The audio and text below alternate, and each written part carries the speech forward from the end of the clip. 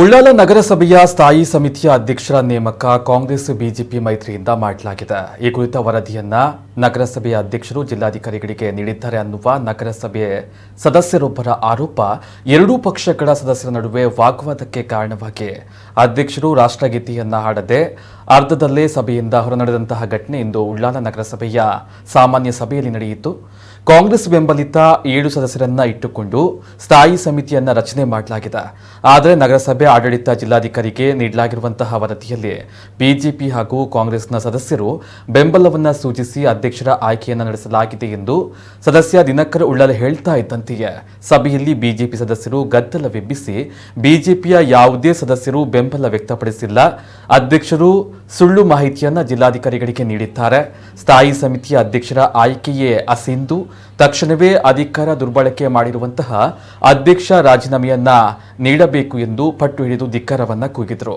ಗದ್ದಲವನ್ನ ತಡೆಯಲು ಸಾಧ್ಯವಾಗದೆ ಅಧ್ಯಕ್ಷೆ ಚಿತ್ರಕಲಾ ಚಂದ್ರಕಾಂತ್ ಹಾಗೂ ಸ್ಥಾಯಿ ಸಮಿತಿಯ ಅಧ್ಯಕ್ಷೆ ವೀಣಾ ಶಾಂತಿ ಡಿಸೋಜ ಸಭೆಯಿಂದ ಹೊರನಡೆದಿದ್ದಾರೆ.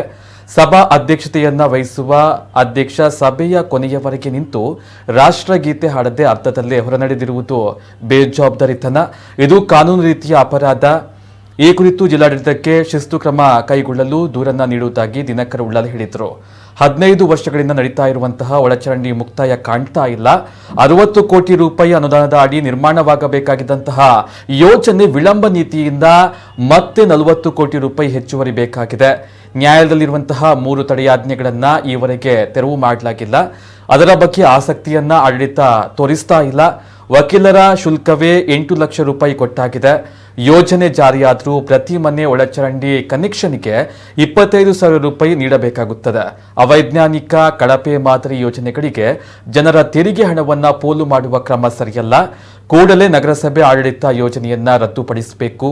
ಲೋಕಾಯುಕ್ತಕ್ಕೆ ಈಗಾಗಲೇ ಯೋಜನೆಯ ಕುರಿತು ದೂರನ್ನ ನೀಡಲಾಗಿದೆ ಎಂದ ಅವರು ದಿನಕರ ಉಳ್ಳಾಲ ಅವರ ಜೊತೆಗೆ ಸದಸ್ಯರುಗಳಾದ ಜಬ್ಬರ್, ಅಜೀಜ್, ಅಸ್ಗರ್ ಅಲಿ ದನಿಗೂಡಿಸಿದ್ರು. ನಗರಸಭೆ ಅಧ್ಯಕ್ಷೆ ಚಿತ್ರ ಚಂದ್ರಕಾಂತ್, ಸ್ಥಾಯಿ ಸಮಿತಿಯ ಅಧ್ಯಕ್ಷೆ ವೀಣಾ ಶಾಂತಿ ಡಿಸೋಜ ಉಪಸ್ಥಿತರಿದ್ದರು. ಉಪಾಧ್ಯಕ್ಷ ಆಯುಬ್ ಮಂಚಿಲ ಗೈರಾಗಿದ್ದರು.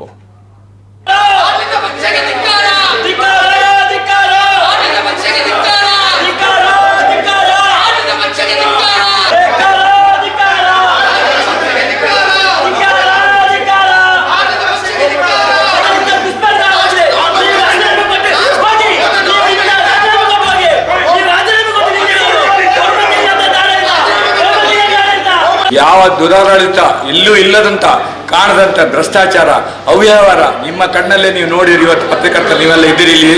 ಇವತ್ತು ಬಹುಮತ ಇಲ್ಲದೆ ಇವತ್ತು ಬರೀ 7 ಮಂದಿ, ನಾವು 23 ಮಂದಿ ವಿರೋಧ ಪಕ್ಷದವರು ಇದ್ದು ಕೂಡ 7 ಮಂದಿ ಇದ್ದು ಕೂಡ ಇವತ್ತು ಏನೇ ಎಜೆಂಡವನ್ನು ಓದದೆ ಅದೇ ಜನಗಣಮನ ಕೂಡ ಆಡದೆ ಎದ್ದು ಹೋದಂಥ ಅಧ್ಯಕ್ಷರು ಇದಕ್ಕೆ ಅರ್ಹತೆ ಇಲ್ಲ. ಅವರಿಗೆ ಖಂಡಿತವಾಗಿ ಅವರು ನಾಳೆ ರಾಜೀನಾಮೆ ಕೊಡಬೇಕು. ಅವರು ಇಡೀ ನಮ್ಮ ದೇಶಕ್ಕೆ ನಮ್ಮ ರಾಷ್ಟ್ರಕ್ಕೆ ಮಾಡಿದಂಥ ಅಪಮಾನ ಅಂತ ಹೇಳಲಿಕ್ಕೆ ನಾನು ಇಚ್ಛೆ ಪಡ್ತಾ ಇದ್ದೇನೆ.